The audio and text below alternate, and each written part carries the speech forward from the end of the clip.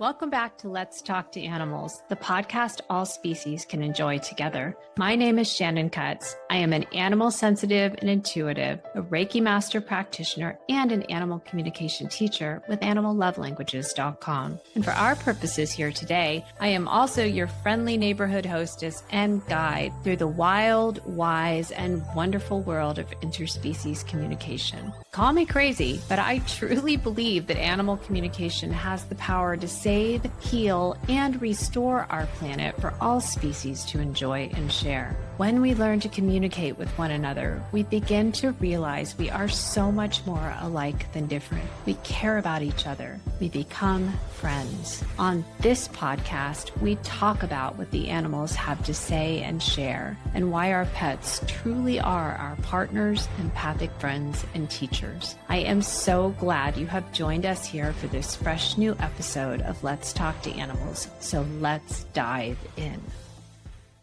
Welcome back to Let's Talk to Animals, the podcast all species can enjoy together. I am so delighted that you're here today as we kick off a two-parter focusing on energy alignment between you and your pet and between you and you. So in this first episode of our two-part series, we're going to dive deep on how you can align your energy to support your pet through anything that they may be going through in their life, anything that you may be going through in your life that may impact your pet. So we can take a look at some examples. For instance, let's say your pet is going through a health challenge or is recovering from previous trauma, or they're entering their end of life stage, or they're having interspecies family differences.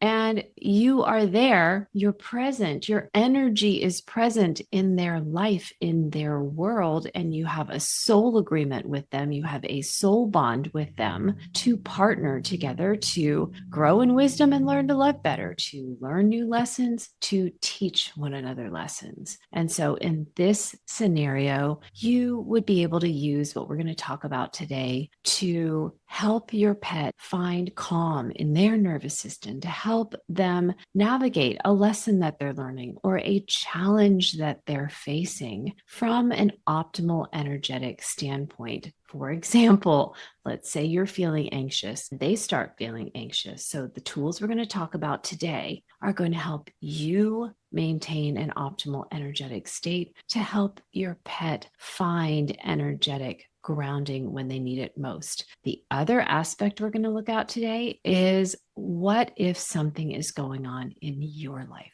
Maybe you're going through relationship challenges in some other area of your life, or challenges in your career, or you're dealing with something in your health, or you're planning an upcoming move, or you're welcoming somebody new to the family, human or non-human, and that's got your energy wobbling a little bit. Whether it's good stress or bad stress, it's still stress, systemic stress. That can impact your bond with your pet, that can impact your pet. So we're also going to talk about how you can manage your own energy so that the impact that you have on the animals that you love is as you wish it would be, is the highest and best energetic support that you can offer to your pets. So let's dive in, and then stay tuned for part 2, where we're going to go a whole lot deeper into the energetics of you. But for today, where I want to start us off is an understanding that you and I, we human animals, we are energetic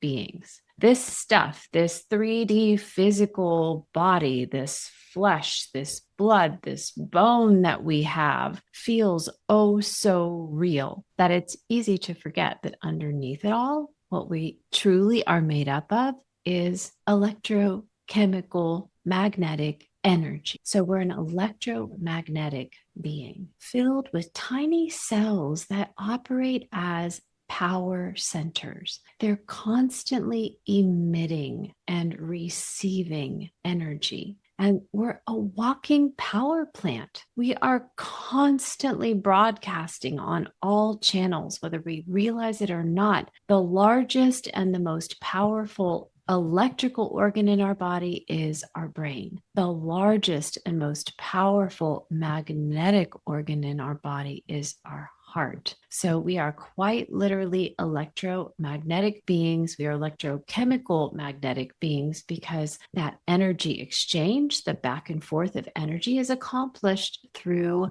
transmission of little chemical messengers called neurotransmitters, hormonal messengers, chemical messengers that are modulating our frequency all day, every day, that are cycling us through our circadian rhythm, cycling us through our ebbs and our flows, cycling us through time changes and time differences, cycling us through stages and phases of our life. So whether we want to or realize it or not, we need to step into an awareness and understanding. You and I are always broadcasting. We are affecting those around us, whether we intend to or whether we want to or not. Now, this is not a call to beat up on yourself and say, well, I shouldn't be going through this, or I shouldn't be feeling that way. We can't help feeling the way that we feel and experiencing the things that we experience.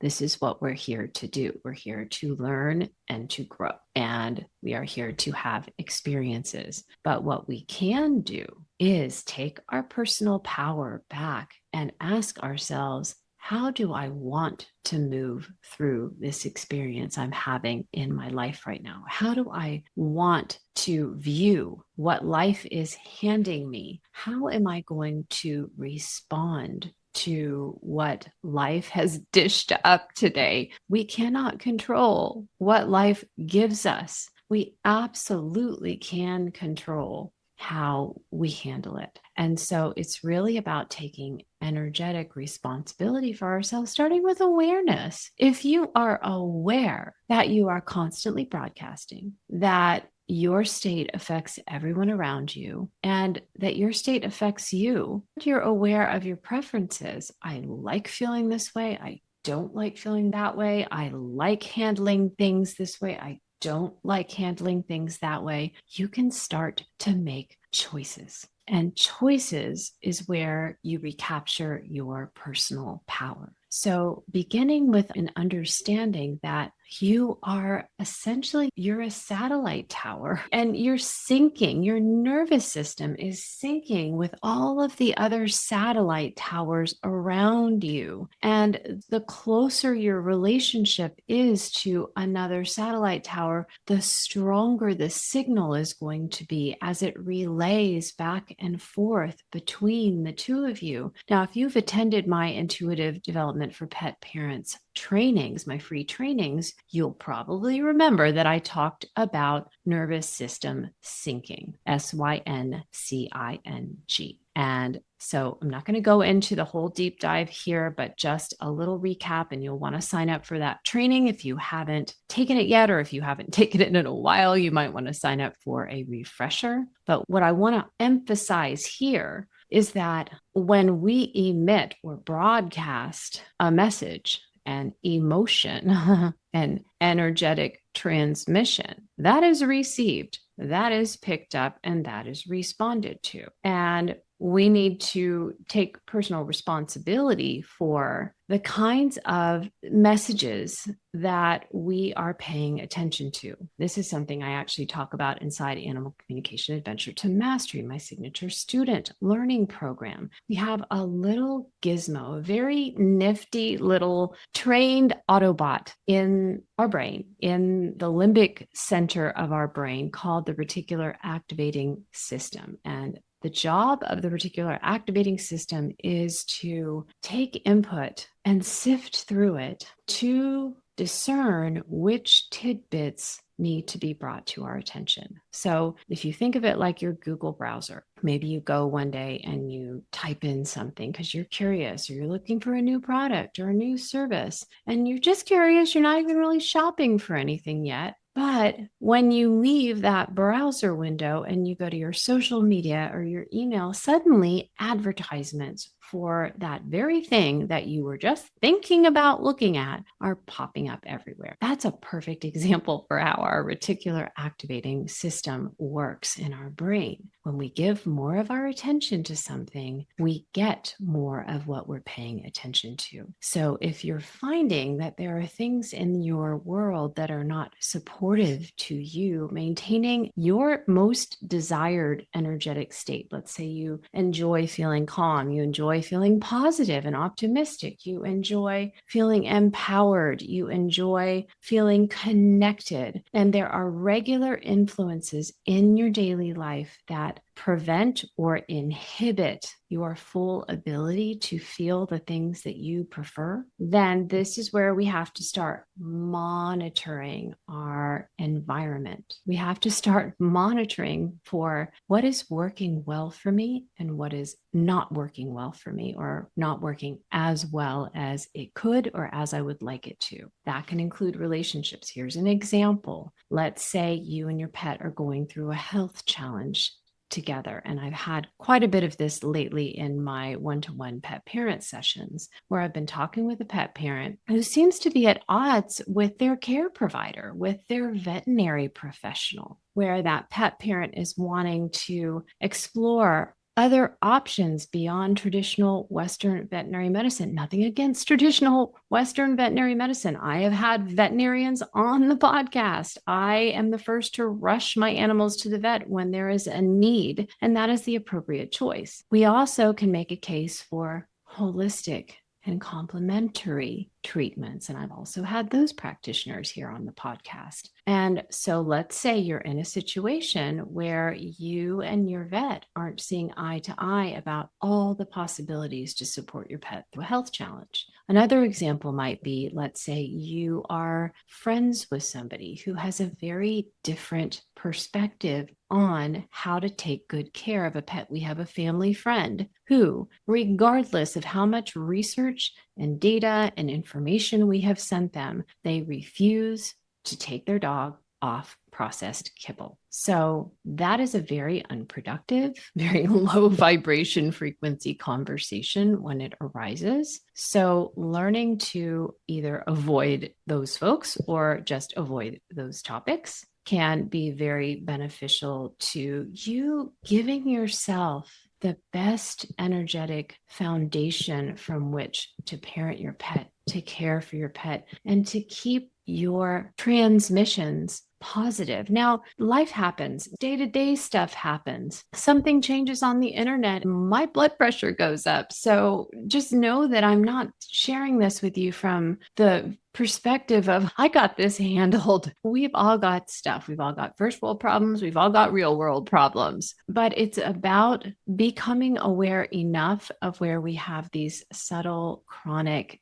energy leaks of our desired set point, hanging around with people that just see the glass half empty or insist on talking about topics that are just extremely upsetting to us. That just puts us at a disadvantage. And while we don't need to worry about it so much when everything is going well with our pet, that's not what this podcast episode is talking about. That's not what we're addressing here. We're taking a look at how can you align your energy to support your pet through anything to find calm. And so when you and your pet are going through something together, sometimes that means you're going to need to make temporary adjustments to the company you keep, the kinds of content that you consume, the daily activities that you pursue, and even the kind of thoughts that you think, so that you can give yourself every advantage in staying calm and present for your pet when they need you most. Here's another example. When you go to the vet with your pet,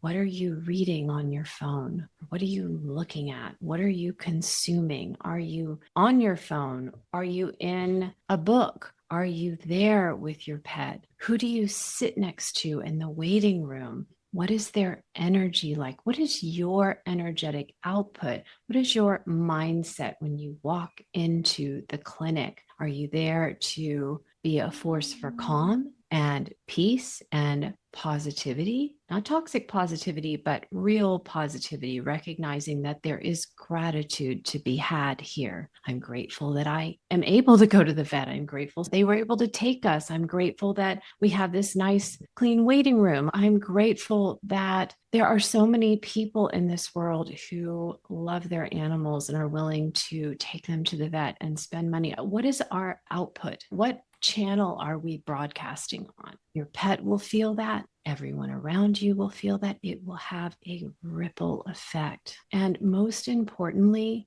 you will feel that. And when you feel that, you will start to feel your own power. Remember, we opened up this episode talking about the fact that you are a living, breathing, moving collection of tiny power plants. You are powerful, quite literally. And so often we walk around feeling powerless, especially when our pet is going through something, especially when that something has a timeline to it, especially when we can't see a clear end in sight for what that timeline might be or what that outcome might be. And we're at risk of getting stuck in fight, flight, freeze, sympathetic nervous system mode and not being able to dig ourselves out of it because we don't know how. We're not even aware that we're in it in the first place. So when you start to change your output, you start to tap into gratitude for the little miracles that are right here, right now. When you start to tap into appreciation for the other souls around you and for the opportunity for support and assistance, you start to tap into your power and you start to align all of those little power plants inside your cells in a congruent direction. Not necessarily meaning that the outcome for your pet is going to be exactly what you are aiming for, what you're trying to manifest, what you're desiring, what you're hoping for, but it's going to make the entire journey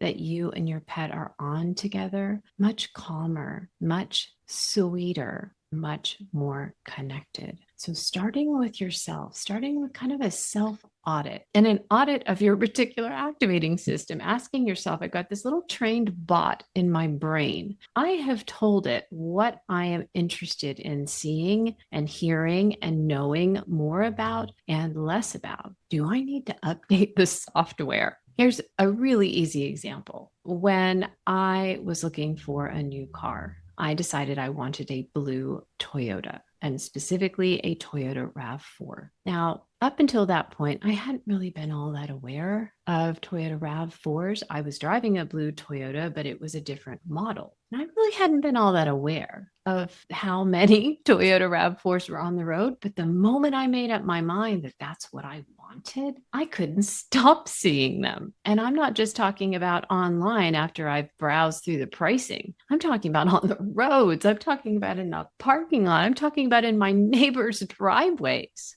So that's how powerful the reticular activating system in your brain is. So how have you programmed it? What are you consuming that is dragging you down, drawing on your power, and preventing you from showing up fully for your pet, not to work a miracle, but to be the miracle for them in each moment when they need you most. So that's the first thing that we have to tend to, is to recognize, out of everything that's going on with my pet right now, regardless of whether it's health, behavior, relational, even end of life, me, you, the pet parent, we have the biggest impact on our pet out of everything else because we are quite literally their world. We talked about our pet's inner wild in my 28 days of intuitive pet parenting challenge that happened last month. So if you were a part of that, you probably remember we did a whole week on your pet's inner wild. And what we have to recognize as pet parents is that when our pets join our family,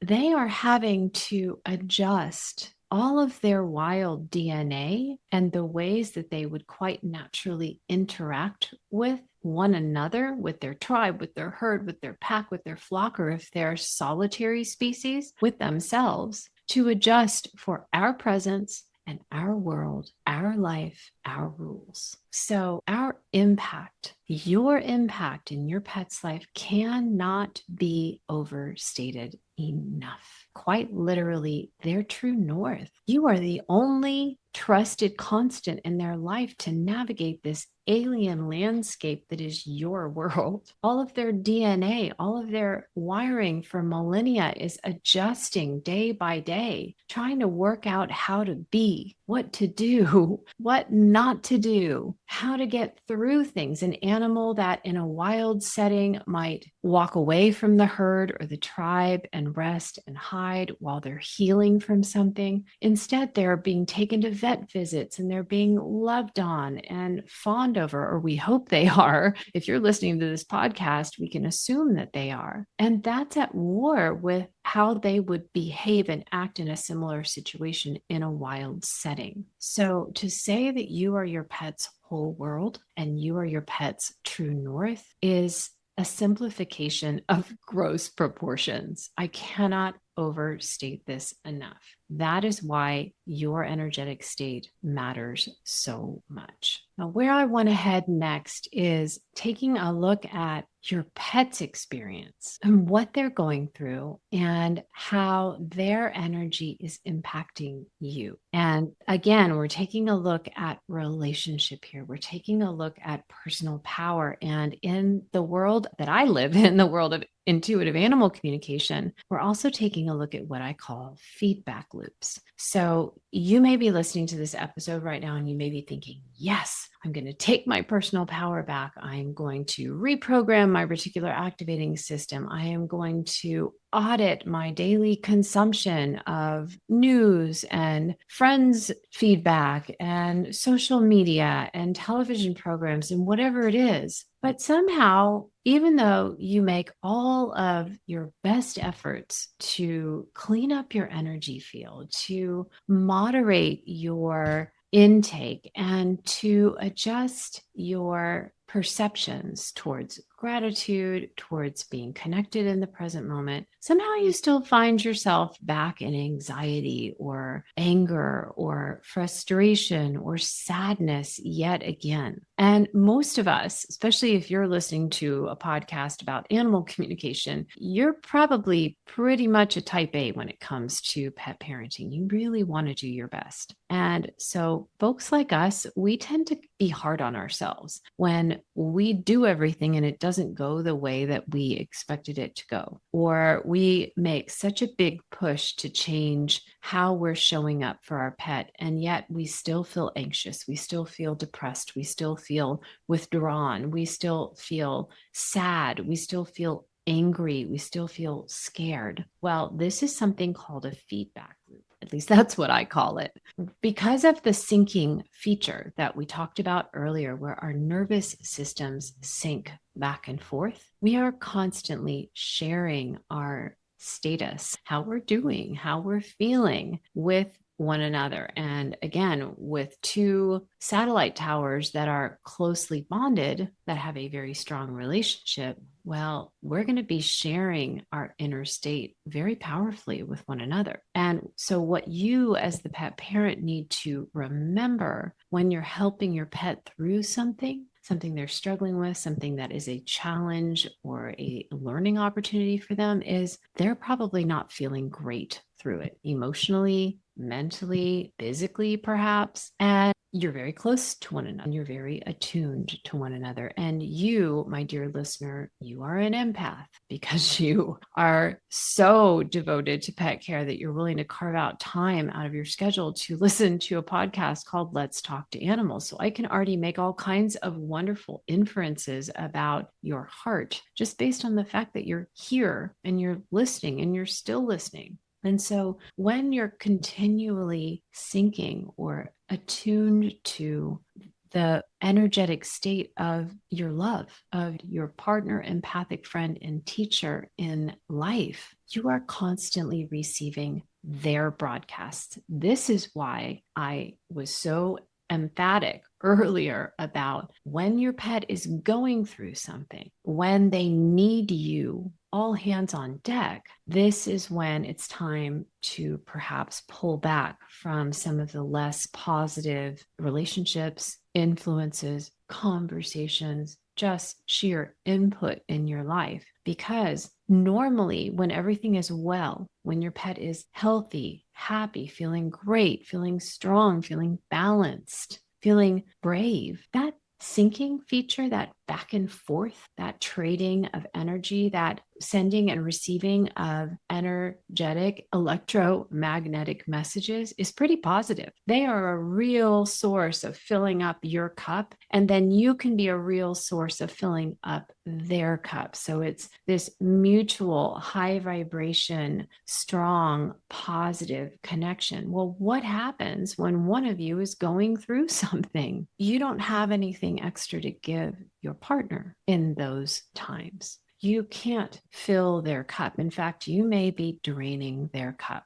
Now, this is typically on a temporary basis, but it can get very extreme. Last week, I was guiding a pet parent through an end of life transition for his senior cat. And as the months dragged on with the end of life process, he became more and more depleted. Now, luckily, this beautiful soul has a whole community of loving friends and supporters in his life. So he didn't have to do a lot of trimming. He didn't have to do a lot of reprogramming of his reticular activating system bot. But not all of us are so fortunate to be in those situations. Maybe you've recently moved to a new area. Maybe everyone you know has moved away. Maybe you don't have a community. Maybe you are looking for an online community. Maybe you just don't have the people that are close to you in your family who can fill you up in times like these. Maybe they don't get your love of animals and your devotion to your pet. Not everybody does. And so this is the moment to be very, very gentle with yourself. I've been going through something with my soul bird, Petal Pearl, and she's been to the vet more in the last couple of weeks than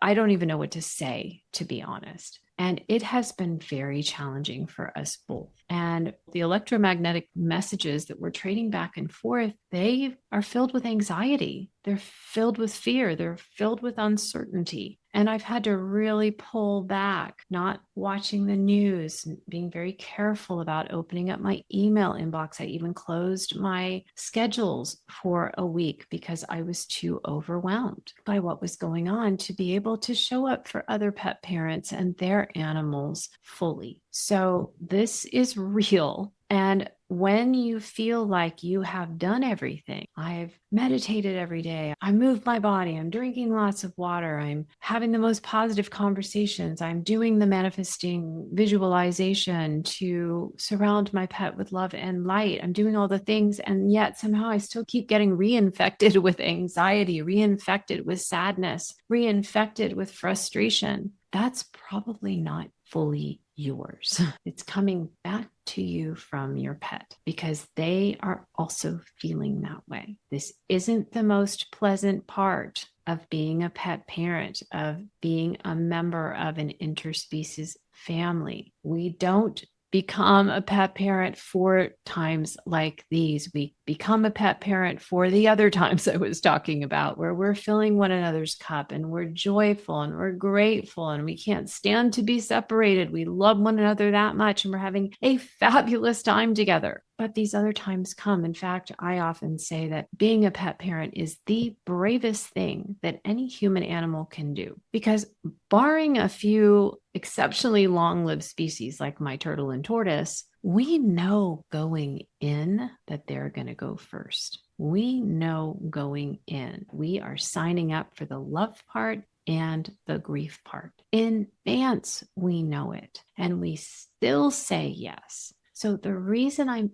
emphasizing that in this podcast episode today is to highlight for you that you are exceptionally brave and that you need to be gentle with yourself, because you are in the hot seat to be your pet's partner through this, the one and probably the only one that they can share fully with, that they can say anything to, that they can be completely transparent with about how they're doing and feeling. Now, this does not factor out that wild DNA of our animals just having a tendency to try to hide physical sensations, which is why animal communication, even medical intuition, which I also have training in, is not a substitute or replacement for qualified veterinary care. We can't unwire this ancient genetic programming that says, hide your weakness,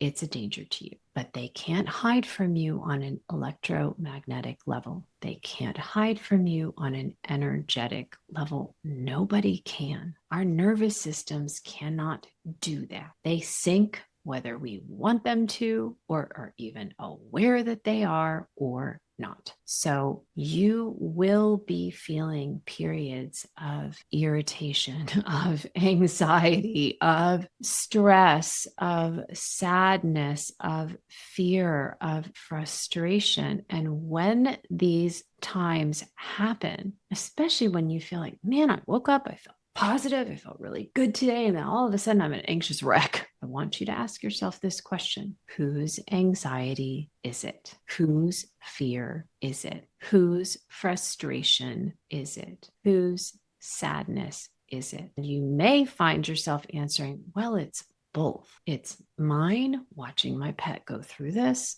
It's my pet's going through this and watching me try to cope and show up for them when I'm so worried too. So this is a time for extreme gentleness. It is a time for extreme self-kindness. I have a little note on my whiteboard that says, your only job is to be kind to yourself. And guess when I wrote that to myself? I wrote that little love note to myself when all of this medical crisis started with my pedal pearl. And I was getting so annoyed at myself and so angry with myself. And then I was trying to dissociate by working harder and staying busy instead of just being present for Petal Pearl, with Petal Pearl in each moment in time, to be a comfort for her, to be a point of connection and reassurance for her. So I wrote that down to remind myself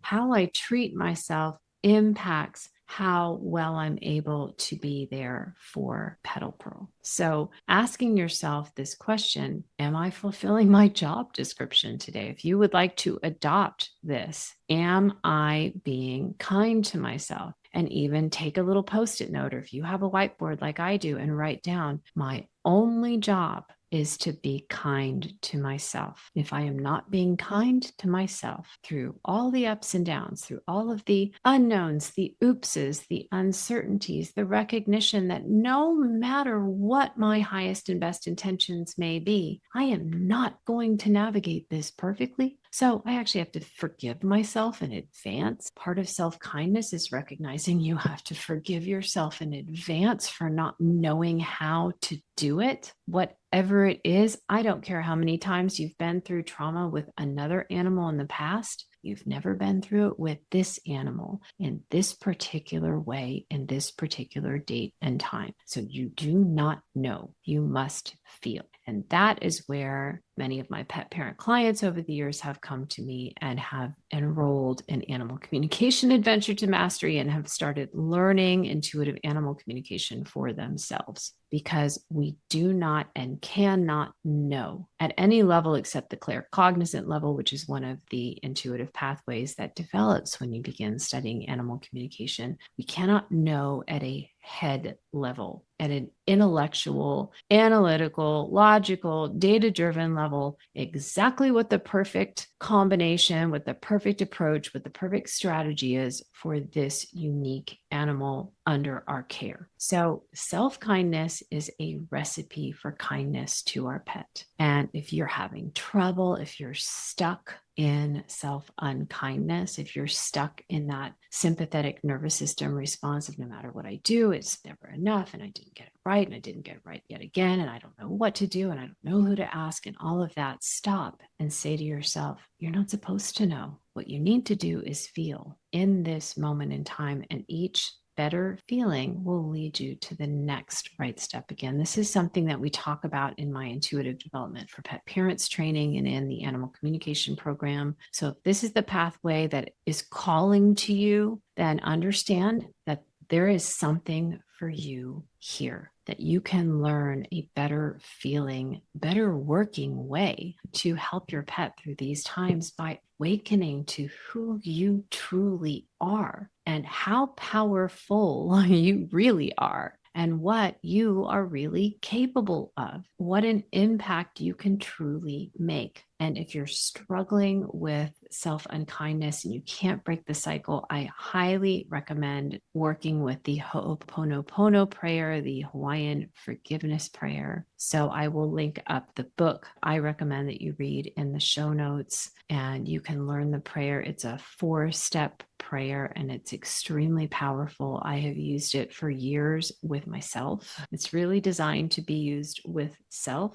to heal self, and through ripple effect to heal the world. So that has been an invaluable resource for me as well. I also highly recommend Reiki, energy attunements, energy wellness, chakra balancing sessions. I highly recommend emotional freedom technique, tapping. I use that every week in my sessions with your pets, and I transmit Reiki every week in pet sessions and people sessions. Often I find that when one of you is going through something, the other one is also going through it, no matter what we try to do to prevent it. And so having these tools available for both of you is an invaluable resource to give you the energetic nervous system support that you need to get through it and to learn and grow through it. We are very motivated by personal growth. We're very motivated by learning about ourselves, by feeling empowered. Our nervous system loves feeling empowered, and that's what these tools are designed to help you with.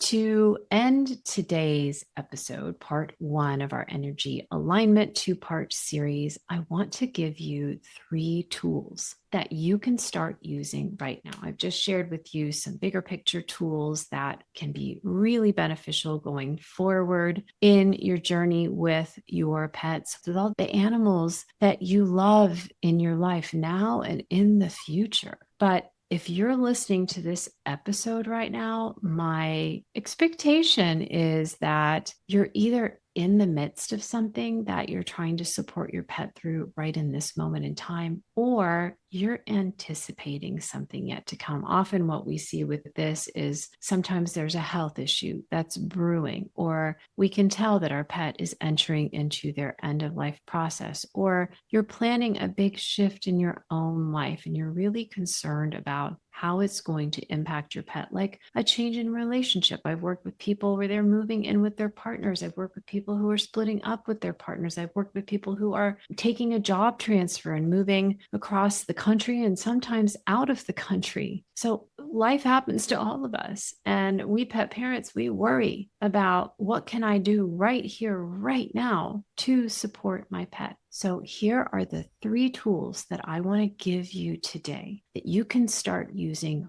literally as you listen to me talk that can help your pet starting right now. The first one is called parasympathetic breathing. This is my favorite nervous system reset tool. I'm going to guide you through it right now. We start by taking a deep exhalation, and I want you to purse your lips and blow the air out of your lungs like you're blowing air out of a straw. And I want you to blow until you feel your tummy, your diaphragm contract. Now, take a deep, full belly in breath. I want you to breathe as if you're breathing up from beneath the soles of your feet, all the way through your body, filling your lungs from the bottom to the top. Most of us only use 40% of our lung capacity, which means at any given time, there's about 60% gunk and stuff and toxins in there. So keep breathing in, pause for a moment at the top, And do a deep, full exhale. Again, breathing out like you're breathing out through a straw. Again, feeling your whole body move. Now we're going to do that 2 more times. Breathe in deeply. You can even suck in air like you're sucking in through a straw. Just feeling and visualizing or sensing your whole body filling up with oxygen. Oxygenated cells are intuitive cells. So fill. Pause for a moment at the top. And then again, that deep, full body exhale. 1 more time. Deep inhale up from beneath the soles of your feet. Breathing in, making sound effects for yourself. Imagining the air is so full, it's popping up against the top of your head. Pausing, and then a deep, extended exhalation, really extending your exhale beyond the length of your inhale. Now, this pops your body into parasympathetic nervous system state. And you probably notice, even though we only did this 3 times, you're already feeling a little calmer. You're feeling a little more balanced, a little more present and self-aware. You've come back into your body. So often in crisis states, we empath, we attempt to dissociate, we leave the building. You've got to call your energy back into your body so that you feel grounded. Your nervous system doesn't understand dissociation. It's like, come back, we're not done yet. So you really want to be in your body if your aim is to feel calm and at peace. So that's the first tool. You can do that in any moment when you feel stress, when you feel grief, when you feel frustration, when you feel confusion about what to do. Do that before you do anything else. Number 2, ask yourself this question: how do I want this to feel? And this follow-up question: how do I want this to go? In other words, what is your intention? What is the highest and best intention? And I encourage you not to focus on, I want my pet to fully heal by next week on Tuesday at 4 p.m. when we come back for our follow-up checkup.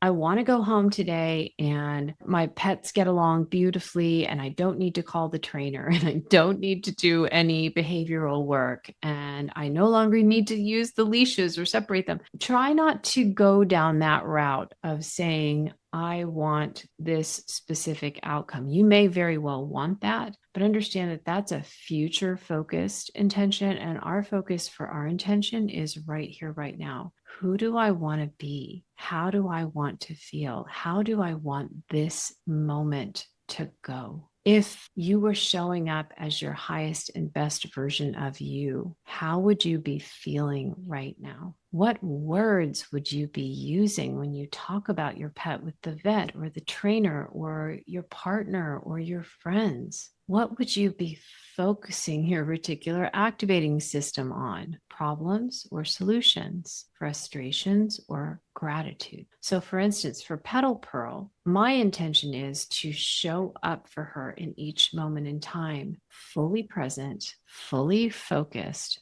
fully attentive to what is unfolding and what I'm being told and what I'm learning to feel for the next right feeling step. So who I'm being is her empowered, empathic, embodied pet parent, her advocate, her biggest supporter. That's how I want this to go. I can't control if when we go back in 2 weeks, her weight has stabilized and her poops look better and she's not fluffy all the time. I can't control that. We're a work in progress on that end. We're doing daily adjustments and we're walking through the process. But I can control who I am being in each moment of this process. So how do I want this to go? It's not a future focused question. It's a now focused question. When I get off this podcast and I go and I connect with her and I get her out of her casa, how do I want to be with her? Am I going to be focused on, oh, she still looks fluffy or this, that, or am I going to be focused on, oh, honey, you had a great nap and I'm so excited to reconnect with you in between filming podcast episodes. So it's really about, if I worry all the time, then the worry is all we get in our relationship. So there's a time for focused concern and asking the question, is there anything I can do about this right now? Okay, yes, let me go do it. Okay, no, well then how do I want to be with this being in my life whom I so love in this moment in time? So setting your intention is about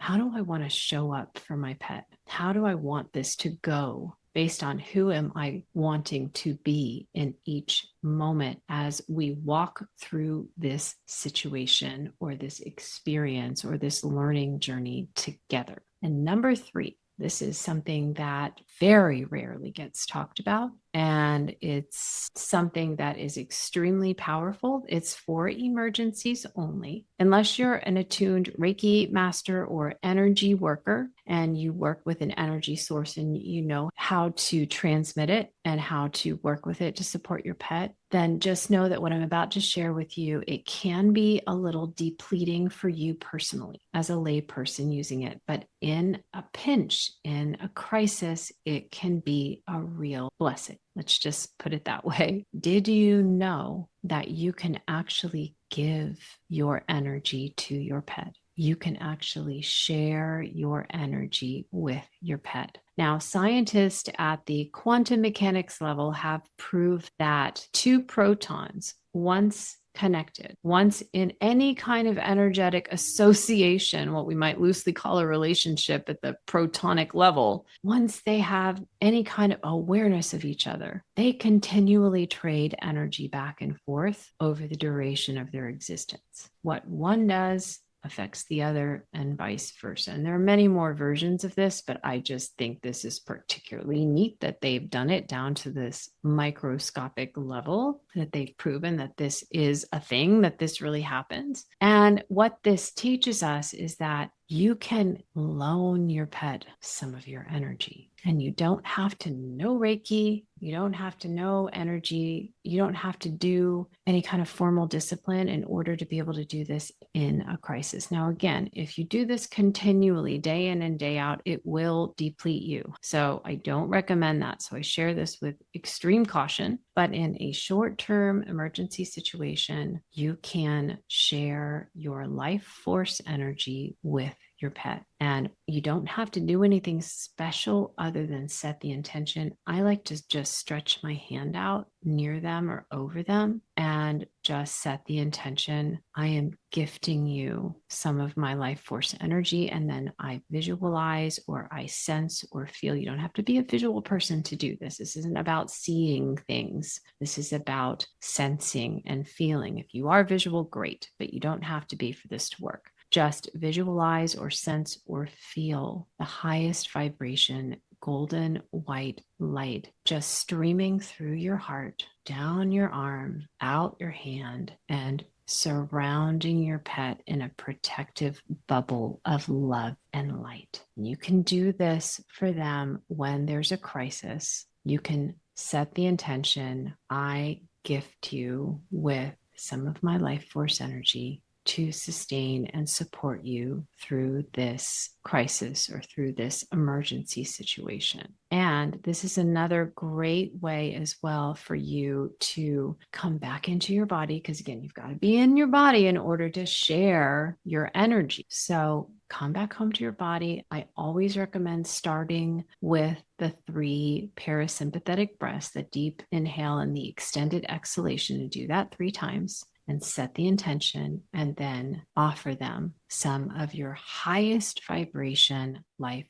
force energy. Now, a little 4th bonus recommendation. I'm going to give you actually 2 bonus recommendations. Number 1, drink plenty of water. Hydrated cells are happy cells. You're going to feel a lot safer, a lot more grounded when your cells aren't struggling to breathe and struggling to get enough water to carry out their normal electromagnetic functions. And move your body. Move your body. If you're waiting for your pet, don't just sit on your phone. Get up and walk around the waiting room. Go and walk around the building. Go outside for a moment. Take a breath of fresh air. Get up every hour at least and move around a little bit. Have a drink of water. Do the parasympathetic breathing. Anchor back to your intention. And if need be, offer a little bit of your high vibration life force energy to your pet. And these are the building blocks that you need to support your pet through anything to find calm and feel connected and supported through it. So I hope you've enjoyed part 1 of our 2-part energetic alignment series. I look forward to hearing from you. Let me know what landed with you, what made the most sense, where you have questions, where you want to learn more. Please take time to leave us a review. It really helps. It encourages me, lets me know that what we're talking about here is meeting your interests and your needs and your pet's needs, and that we are doing good here together, helping pets, one pet and one pet parent at a time, helping build deeper, closer, stronger, more trusted and trustworthy interspecies connections. So thank you so much again for being a part of Let's Talk to Animals podcasts, and look for a fresh new episode every 2 weeks from me. So if you haven't subscribed yet, please do so you never miss an episode. Okay, all my love. Bye for now. I have so enjoyed sharing this episode with you. If you're new to the Let's Talk to Animals community and you've enjoyed this episode, please do leave us a review on your favorite streaming service or drop a comment wherever you like to listen. I love to hear from you, and your feedback truly helps me shape future episodes based on your interests and needs. If you're not already in my weekly Love Letters community, head over to animallovelanguages.com to opt in. Your welcome email will include $25 off your first pet session with me, and you'll be the first to know when a new podcast episode drops. If you're interested in learning more about the work I do communicating with animals, offering pet Reiki, and teaching animal communication, please visit me at animallovelanguages.com. Click on Schedule for Pet Sessions and Programs for all the information about my new Animal Communication Adventure to Mastery student program and the live animal communication practice circle I run for student practitioners. And I look forward to welcoming you back here very soon for a fresh new episode of Let's Talk to Animals. Okay, all my love. Bye for now.